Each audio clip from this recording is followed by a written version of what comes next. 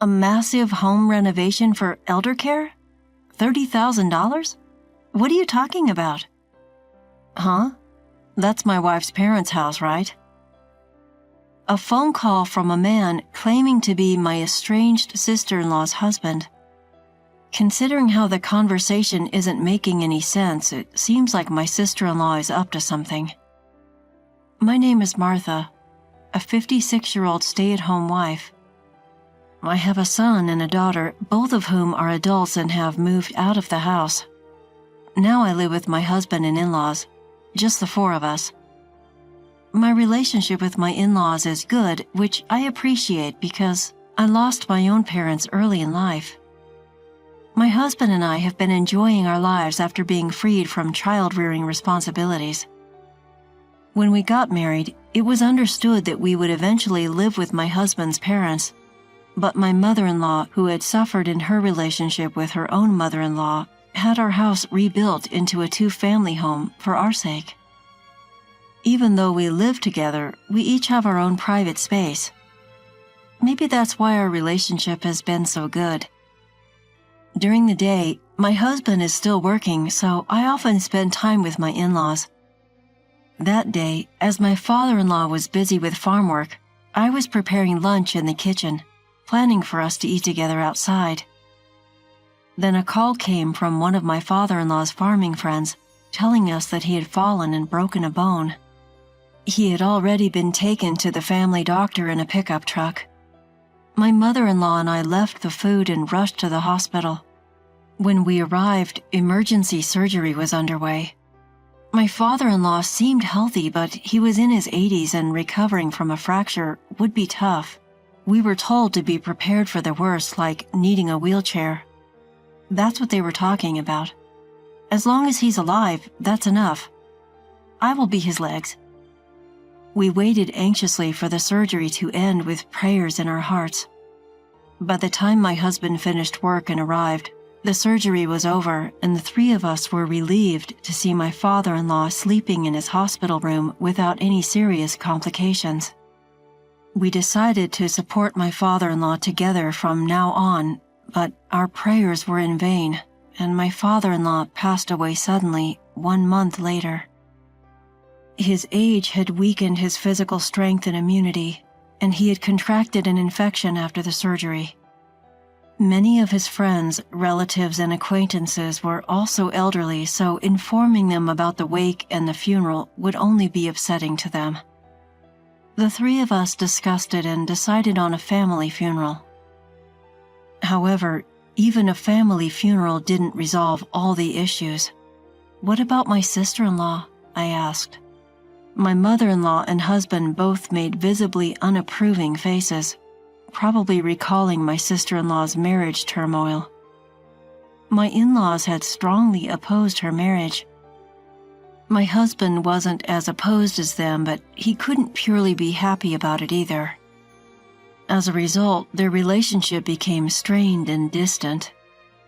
Still, she was their biological daughter. Wouldn't it be okay for her to be present at the final farewell? They agreed that if we could get in touch with her, it would be fine. But we couldn't reach her at the contact information we had, and the funeral proceeded without her. It's just how things are with her. It's fate. Don't worry about it, Martha. On our way back from the crematorium to the house with my father-in-law's ashes, my mother-in-law gently patted my shoulder and reassured me. My father-in-law's sudden passing took us all by surprise. Without any mental preparation, we hurriedly went through the funeral and cremation. We clasped our hands over my father-in-law's ashes, lit incense, and spent the following days in a state of listlessness. It's more bearable when my husband is around. We can talk to each other. But when my husband goes to work, I can't stand being alone in the quiet room. So I head to my mother-in-law's room. I know she is feeling even more pain and sadness than I am. After all, she suddenly lost the husband she had been with for so many years. Even if it is just a facade, I try to be cheerful around her. However, my mother-in-law was much more accepting of reality than I thought. I was planning to stay like this until the 49th day, but... Yes, we can sort through his belongings later. But you know, I'm already over 80. You look so young for your 80, mother-in-law. Not having been sick often, she would say that the only time she was hospitalized was for childbirth. In other words, she was directly telling us that she's healthy enough for us not to worry about her.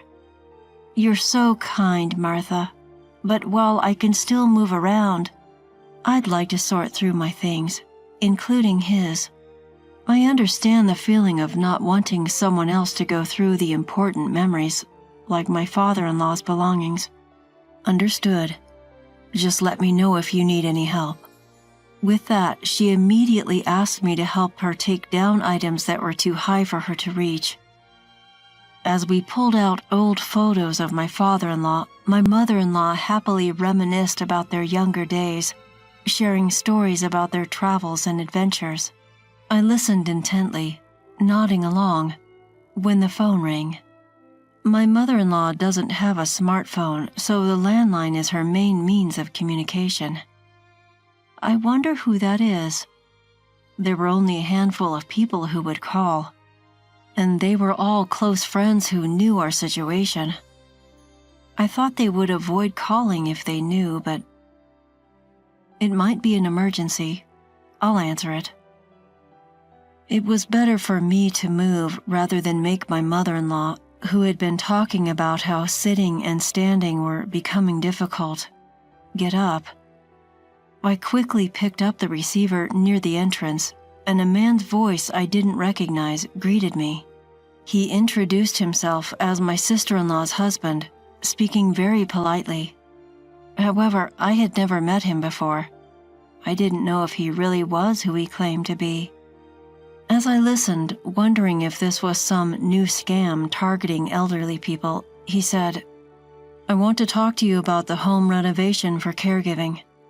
My father-in-law had already passed away. Why bring up caregiving renovations now? Did he mistake my mother-in-law? No, she wasn't in need of that level of care. Excuse me, but are you sure you have the right house? This is my wife's family home, right?" The man claiming to be my sister-in-law's husband mentioned her maiden name. Indeed, the maiden name matched my husband's family, and there was no mistake that this was their home. Moreover, the name matched my sister-in-law's. It is true that the woman you mention is my husband's sister. Thank goodness. Thank you for believing me. With all the trouble our marriage has caused, I was worried I had made a bad impression again. I don't know the reason why my in-laws so strongly opposed my sister-in-law's marriage. However, I don't get a bad impression from this man at all. On the contrary, he seems very humble and sincere. According to my brother-in-law, he heard that the cost of caregiving renovation would be around $30,000. He wants to do his best to make up for the inconvenience he has caused. He fully intends to pay the $30,000 and is preparing it. However, he just can't get the money ready by the deadline. His call was to ask if we could possibly wait and extend the payment deadline. It's awkward to let him explain everything before saying this, but since he spoke with such passion, I failed to convey the truth. Thank you for your politeness. So, about the extension. Please, wait a moment. When did you hear about the caregiving renovation? My father-in-law was very healthy and was working in agriculture until recently. So the need for caregiving, it didn't exist at all. It didn't? Wait, past tense? Yes, my father-in-law passed away. We just finished his funeral and cremation the other day. I see. Well... I could picture him panicking on the other end of the phone.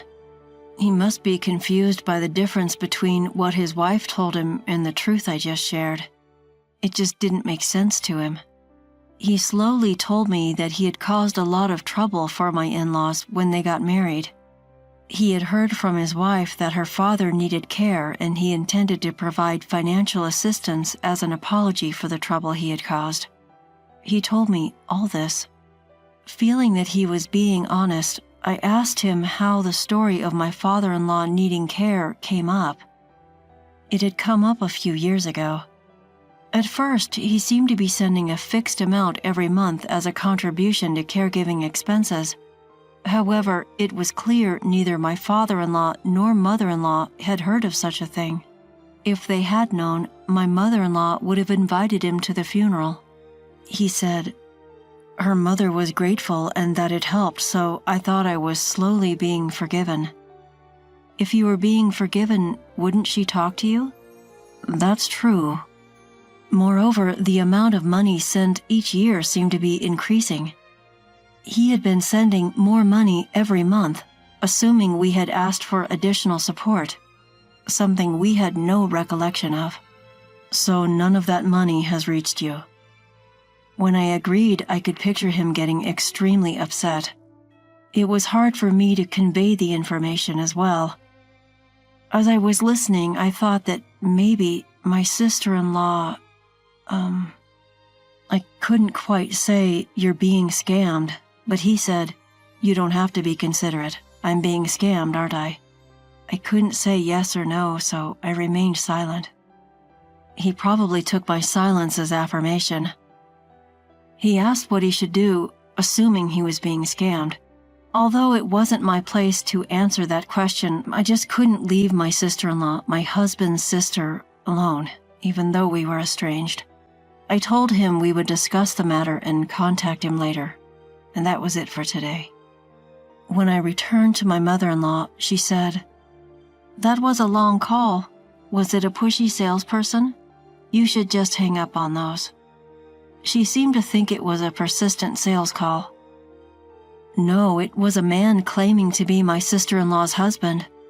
So I relayed the content of the phone call to my mother-in-law. She was trembling with anger even while listening, and her anger exploded even more after hearing everything.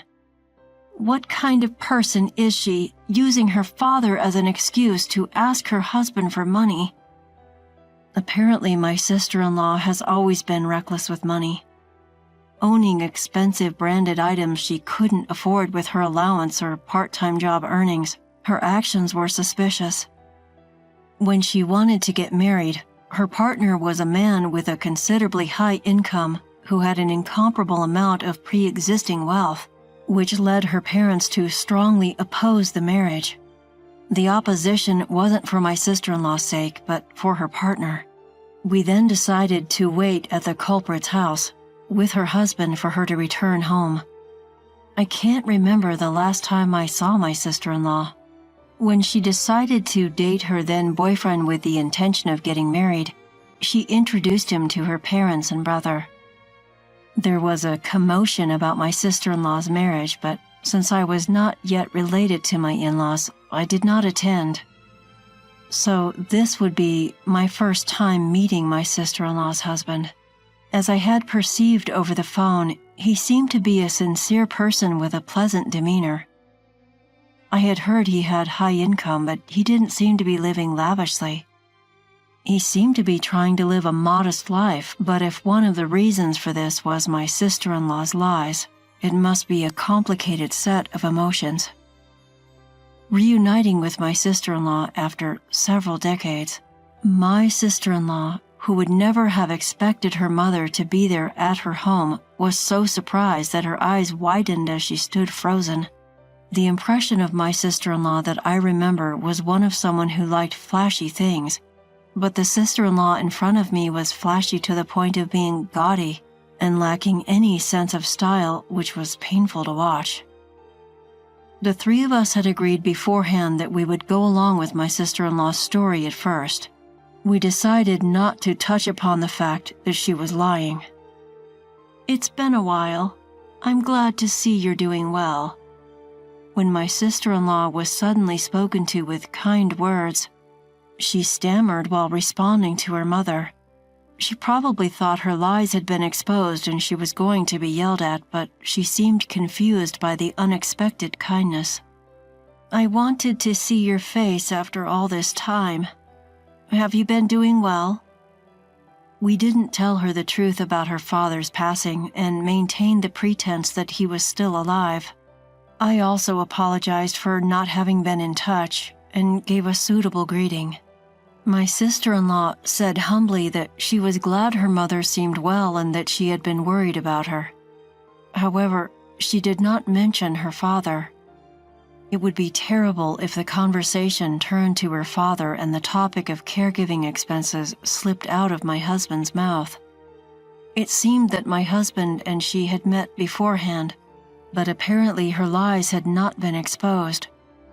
She probably thought she could get away with it and not get caught. Your mom is happy. It seems that you two are getting along well as a couple. My mother-in-law said she was happy to have a good daughter and hoped that my sister-in-law would have a change of heart and start repaying her husband little by little. The plan was to shower her with praise in the hope of changing her ways. Somehow, my sister-in-law got carried away and told my mother-in-law that she would support her if she ever needed caregiving, and even went so far as to say not to worry about money. It's amazing she could say such things in front of her husband who had been supporting her out of good intentions. I felt so sorry for her husband listening to all this. We conveyed our gratitude and left that day. From her behavior, it seemed likely that my sister-in-law had been using the money she asked for herself. Not knowing what she'd spent the sudden, large sum of $30,000 on, we decided to have a private investigator look into her finances. The monthly caregiving funds of several $1,000s were indeed being used for her own benefit. However, it turned out that she was also heavily involved with a favorite host at a club, supporting him in various ways to make him number one. She'd been spending lavishly, buying expensive bottles and racking up debt she couldn't pay off each month. The host was being strictly pursued for the unpaid bills, which amounted to $30,000. Upon learning this, my sister-in-law's husband was furious and decided he couldn't overlook it any longer. He arranged everything while she was on a trip with her favorite host.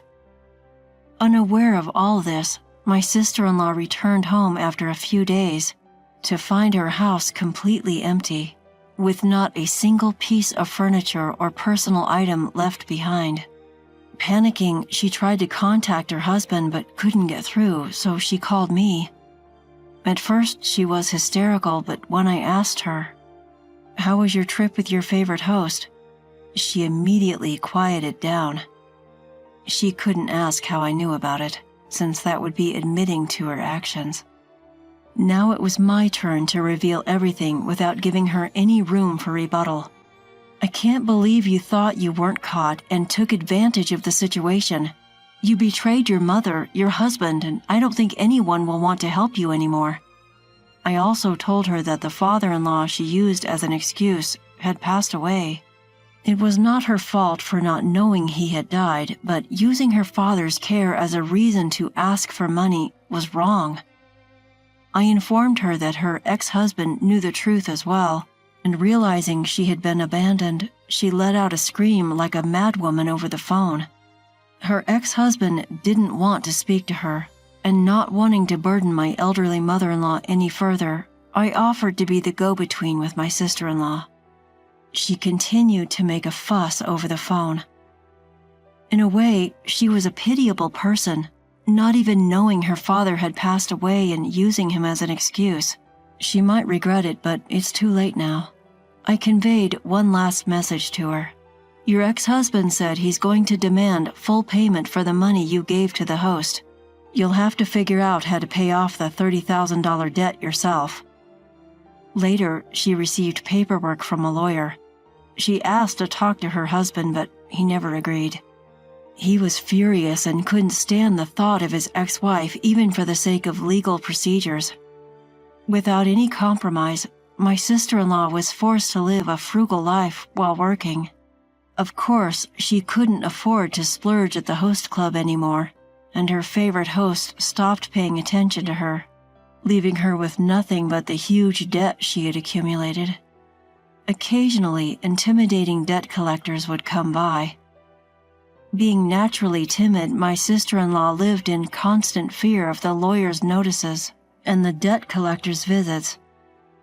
As for the three of us, we returned to our normal lives. It still took some time to sort through my father-in-law's belongings, but we decided to live on, including his share, as a family.